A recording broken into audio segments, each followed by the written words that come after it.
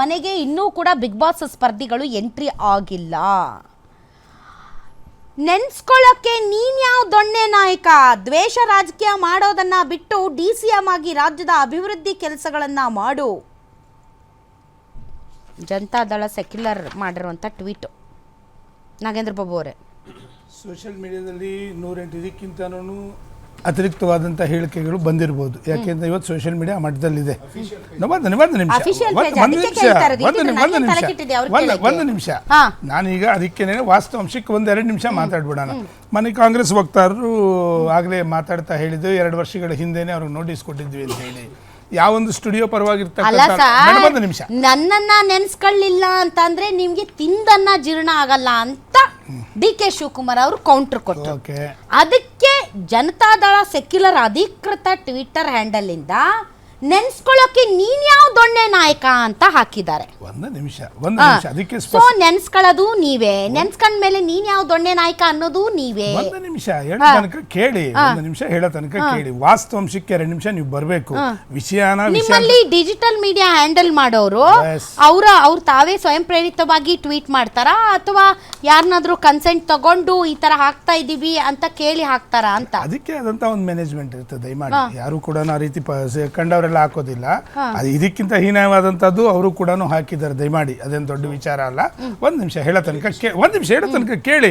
ಏನೇನು ಹಾಕಿದ್ರೆ ಅಂತ ಇತಿಹಾಸ ತೆಗಿರಿ. ಭಾರತದ ಕಾಶ್ಮೀರಿಂದ ಕನ್ಯಾಕುಮಾರಿ ತನಕ ದಿನ ಬೆಳಗಾದ್ರೆ ಏನೇನು ಹಾಕಿದ್ರೆ ಒಂದ್ ನಿಮಿಷ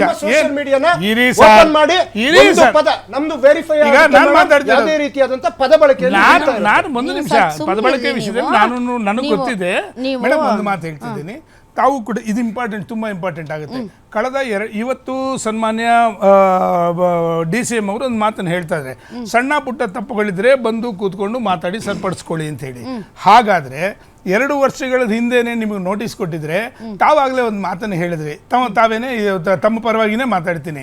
2 ವರ್ಷಗಳಿಂದಾನು ಇವತ್ತಿನವರೆಗೂ ಅವರು ಯಾವುದೇ ರೀತಿ ನಿಯಮಾವಳಿಗಳನ್ನ ಪಾಲನೆ ಮಾಡಿಲ್ಲ ಅಂದ್ರೆ ತಾವು ಹೇಳ್ದಂಗೆ ಒಂದು 50 ಜನ, ಒಂದು 50 ಹಸುನೋ, ಒಂದು 20 ಜನ ನೀರು ಕುಡಿದಿರೋ ಸತ್ತೋಗಿದ್ರು. ಅವತ್ತು ಯಾರು ರೆಸ್ಪಾನ್ಸಿಬಿಲಿಟಿ ತಗೊಂತ? ರಾಜ್ಯ ಸರ್ಕಾರ ತಗೊಂತ ಇತ್ತಾ? 2 ವರ್ಷಗಳಿಂದ ಯಾರು ಸರ್ಕಾರ ಇತ್ತಲ್ಲಿ? ಇವ್ರದೇ ಅಂತ ಸರ್ಕಾರ ಇತ್ತಲ್ಲ. ನನ್ನ ಬಗ್ಗೆ ಮಾತಾಡದೆ ಇದ್ರೆ ನಿದ್ದೆ ಬರಲ್ಲ.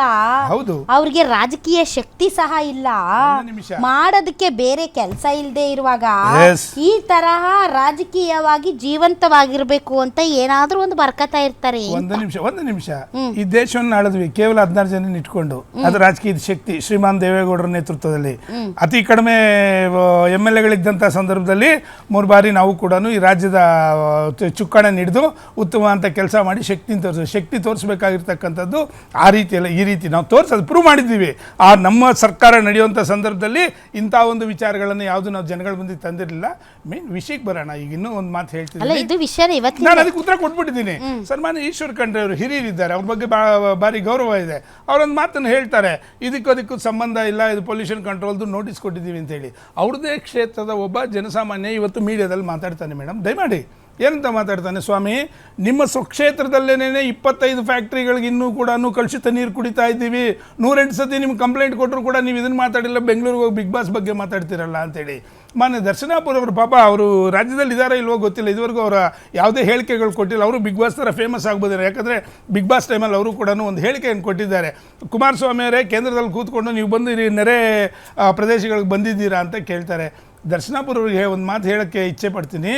ನಮ್ಮ ಯುವ ನಾಯಕರಾದಂಥ ಸನ್ಮಾನ್ಯ ನಿಖಿಲ್ ಕುಮಾರಸ್ವಾಮಿ ಅವರು 70ರಿಂದ 80 ಕ್ಷೇತ್ರಗಳಲ್ಲಿರ್ತಕ್ಕಂಥ ಸ್ಥಳೀಯ ಸಮಸ್ಯೆಗಳನ್ನ ಅಲ್ಲಿ ಹೋಗಿ ತಿಳ್ಕೊಂಡು ಅನೇಕ ಸಂದರ್ಭಗಳಲ್ಲಿ ಮಾಧ್ಯಮಗಳ ಮುಂದೆ ಹೇಳಿದ್ರು ಕೂಡ ಒಬ್ಬರು ಉತ್ತರ ಕೊಡಲಿಲ್ಲ.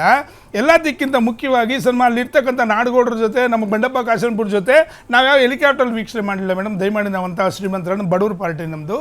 ಹೋಗಿ ಅಲ್ಲಿ ಹೊಲದಲ್ಲಿ ಒಂದು ಮೊಳಕಾಲದ ನೀರಿತ್ತು, ಅದರಲ್ಲಿ ಹೋಗ್ಬಿಟ್ಟು ಜೋಳ ಬೆಳೆ ಹೇಗಿದೆ, ಏನು ಕತೆ ಅಂತಕ್ಕಂಥ ಅಂಕಿಅಂಶಗಳನ್ನು ಕೊಟ್ಟಿದ್ದೀವಿ. ಒಂದು ನಿಮಿಷ ಅಲ್ಲಲ್ಲ, ನಾನು ಹೇಳ್ತಾ ಇರೋದು ಇದೇ ವಿಷಯಕ್ಕೆ. ನಿಮಗೆ ಸಂಬಂಧಪಡ್ತಿರೋ ವಿಷಯಗಳು ಮಾತಾಡೋ ಬದಲು ನೀವು ಅವ್ರು ಕೊಟ್ಟಿರ್ತಕ್ಕಂಥ ಹೇಳಿಕೆಗೆ ನಾನು ಹೇಳ್ತಾ ಇರೋದು. ಬಿಗ್ ಬಾಸ್ ವಿಷಯಕ್ಕೇನೆ ನಾನು ಬಿಗ್ ಬಾಸ್ ವಿಷಯಕ್ಕೇನೆ ಬಿಗ್ ಬಾಸ್ ವಿಷಯದಲ್ಲೇನೆ ದರ್ಶನಾಪುರ ಅವ್ರು ಮಾತಾಡಿರೋದು. ಬಿಗ್ ಬಾಸ್ ವಿಷಯದಲ್ಲೇನೆ ದರ್ಶನಾಪುರ ಅವ್ರು ಮಾತಾಡಿರೋದು. ಬಿಗ್ ಬಾಸ್ ವಿಷಯಕ್ಕೇನೆ ದಯವಿಟ್ಟು ನಾಗೇಂದ್ರ ಕೇಳಿ. ಬಾಬು ಅವರೇ, ಹೇಳಿ, ಅಂದ್ರೆ ಹೇಳಿ. ನೀವು ಪ್ರತಿಪಕ್ಷಗಳು ಹೆಂಗಾಗೋಗಿದ್ದೀರಿ ಅಂದ್ರೆ ಹೇಳಿ. ಏತಿ ಅಂದ್ರೆ ಪ್ರೇತಿ ಅನ್ಬೇಕು ನೀವು. ಯಾಕೆ ಅದ್ ಸರಿ ಇರ್ಲಿ ತಪ್ಪಿರ್ಲಿ, ಯಾಕೆ? ನಿಯಮಗಳನ್ನ ಗಾಳಿಗೆ ತೂರಿರ್ಲಿ, ಯಾವ ವಿಷಯದಲ್ಲಿ ಅದು ಹೇಳಿ? ಅನ್ಯಾಯ ಆಗಿರ್ಲಿ, ಯಾವ ವಿಷಯ? ಅದು ಕಾನೂನಿನ ದಯಮಾಡಿ ಆ ವಿಷಯವನ್ನ ವಾಪಸ್ ತಗೊಳ್ಳಿ. ಕಾನೂನನ್ನ ಉಲ್ಲಂಘಿಸಿದ್ರು ಕೂಡ ಅದು ಸರ್ಕಾರ ಆ ವಿಚಾರದಲ್ಲಿ ಏನೋ ಒಂದು ನಿರ್ಧಾರ ತೆಗೆದುಕೊಂಡಿದೆ ಅಂದ್ರೆ ಅದನ್ನ ವಿರೋಧಿಸ್ಬೇಕು ಅಷ್ಟೇ ನೀವು. ಅದರ ಹಿಂದೆ ಇರುವಂತ ಕಾರಣವಾಗ್ಲಿ, ಅದರ ಹಿಂದೆ ಕಾನೂನಿನ ಉಲ್ಲಂಘನೆ ಆಗ್ಲಿ ಯಾವುದೂ ಕೂಡ ಪರಿಗಣನೆಗೆ ತಗೊಳ್ಳಲ್ಲ ನೀವು. ಒಂದು ಉದಾಹರಣೆ ಕೊಡಿ, ಒಂದು ಉದಾಹರಣೆ ಕೊಡಿ. ಯಾವ ಇದರಲ್ಲಿ ಏನ್ ತಪ್ಪ ಮಾಡಿದ್ವಿ ನಾವು? 2 ವರ್ಷಗಳಾದ್ರೂ ಒಂದು ಪರ್ಮಿಷನ್ ಇಲ್ದಂಗಿದ್ರೆ ಒಂದು ಸಂಸ್ಥೆಗೆ ನೀವು ಯಾವ ರೀತಿ ಪರ್ಮಿಷನ್ ಕೊಟ್ರು ಅಂತಕ್ಕಂಥ ಕೇಳ ತಪ್ಪಾಗಾದ್ರೆ ಅಲ್ಲ, ಒಬ್ಬರಲ್ಲ ಇಬ್ರಲ್ಲ, ಬಿಗ್ ಬಾಸ್ ಮನೆ ವಾಯುಮಾಲಿನ್ಯ ಒಂದ್ ಮುಚ್ಚಿದ್ದು. ಕಡೆ ಬರ್ತಾರೆ, ಒಂದ್ ಕಡೆ KEB ಅವ್ರು ಬರ್ತಾರೆ, ಒಂದ್ ಕಡೆ ನಿಯಮಗಳಿಂದ ಉಲ್ಲಂಘನೆ ಮಾಡಿದ್ರೆ permission ಕೊಟ್ರಿ, starting ನಿಯಮಗಳ ನಿಮಗೆ. ಉಲ್ಲಂಘನೆ ಆದರೆ Yes. ಬರಬಾರ್ದಾ? ಹಾಗಾದ್ರೆ ಇವೆಲ್ಲ ಇದ್ರೇನೆ ಪರ್ಮಿಷನ್ ಕೊಡೋದು. ಹ್ಯಾಕ್ ಕೊಟ್ರಿ ಪರ್ಮಿಷನ್? ಹಾಗಂತ ಈ ಕ್ರಮ ತಗೋಬಾರ್ದಾ? ತಗೊಳ್ಳಿ, ಯಾರು ಬೇಡ ಅಂದ್ರೆ ನಾವು ಮತ್ತ್ ಕ್ರಮ ನಿಮ್ stand ತಗೊಂಡಿದ್ದೇವೆ, ಏನು? ಹೇಳಿಲ್ವಲ್ಲ? ಮತ್ತೇನ್ stand ನೀವು ನಮ್ಮ ನಿಮ್ದು? ಸ್ಟ್ಯಾಂಡ್ ಏನು ಅಂತಂದ್ರೆ Stand ಏನು? ನಮ್ಮ ಸ್ಟ್ಯಾಂಡ್ ಇಷ್ಟೇ ಇರ್ತಕ್ಕಂಥದ್ದು. ಈ ರೀತಿ ಅನೇಕ ಕಂಪನಿಗಳಿಗೆ ಯಾವುದೇ ಮೂಲಭೂತ ಸೌಕರ್ಯಗಳು ಕಲ್ಪಿಸಿಕೊಳ್ಳಿಲ್ಲ ಅಂದ್ರೂ ಕೂಡ ಪರ್ಮಿಷನ್ ಕೊಟ್ಟಿರ್ತಕ್ಕಂಥದಕ್ಕೆ ಜನಗಳಿಗೆ ಇವತ್ತು ಅನುಮಾನ ಬರ್ತಾ ಇದೆ, ಏನಾದ್ರೂ ನಿಮ್ಮ ಅಡ್ಜಸ್ಟ್ಮೆಂಟ್ ಇದೆಯಾ ಅಂತಕ್ಕಂಥದ್ದು ಸಾರ್ವಜನಿಕರು ಮಾತಾಡ್ತಾ ಇದ್ದಾರೆ. ಹಾಗಾದ್ರೆ ಉತ್ತರ ಕೊಡಿ ಅದಕ್ಕೆ. ಆಯ್ತು ಸರ್, ಆಯ್ತು. Yes. ಇವತ್ತು ಒಂದ್ ಮನೇಲಿ ಯಾವನೋ ಒಂದ್ ಏನೋ ಕಳ್ತನ ಮಾಡ್ತಾನೆ. ಆಯ್ತು. ಉದಾಹರಣೆಗೆ ಒಂದು ಸೈಕಲ್ ಕಳ್ತನ ಮಾಡ್ತಾನೆ ಅಂತ Yes, ಇಟ್ಕೊಳ್ಳಿ. madam. ಹೌದು. ಸೈಕಲ್ ಕಳ್ತನ ಮಾಡ್ತಾನೆ Yes. ಇಟ್ಕೊಳ್ಳಿ. ನಾಳೆ ಒಬ್ಬ 4 ಮರ್ಡರ್ ಮಾಡಿರ್ತಾನೆ. ಈಗ ಸೈಕಲ್ ಕಳ್ತನ ಮಾಡಿದವ್ನ ಹೇಳಿದ ತಕ್ಷಣ ಫಸ್ಟ್ 4 ಮರ್ಡರ್ ಮಾಡಿದ್ನಲ್ಲ ಅವ್ನು ಹಿಡ್ರಿ, ನನ್ಗೆ ಯಾಕ್ರಿ ಹಿಡಿತೀರಾ? ನನ್ನ ಹಿಡಿಯೋ ಹಕ್ಕೋ ಅಧಿಕಾರ ಏನಿದೆ ನಿಮಗೆ? ನೀವು 4 ಮರ್ಡರ್ ಮಾಡಿದವನೇ ಹಿಡಿದಿಲ್ಲ ಅಂತಂದ್ರೆ ಅದು ಕಾನೂನು. ಅದು ಕಾನೂನು ಎಲ್ಲರಿಗೂ ಒಂದೇ ಸ್ವಾಮಿ. ಎಲ್ಲರಿಗೂ ಒಂದೇ. ನಾವ್ಯಾರು ಹಿಡಿಬೇಡಿ ಅಂತ ಹೇಳಿದೀವ? ಅವ್ರನ್ನೆಲ್ಲ ಹಿಡಿಬೇಡಿ ಅಂತ ನಾವ್ ಹೇಳಿದ್ದೇವೆ ಮೇಡಮ್, ಹಿಡೀರಿ ಅಂತ ನಾವ್ ಹೇಳ್ತಿರ್ತಕ್ಕಂಥದ್ದು.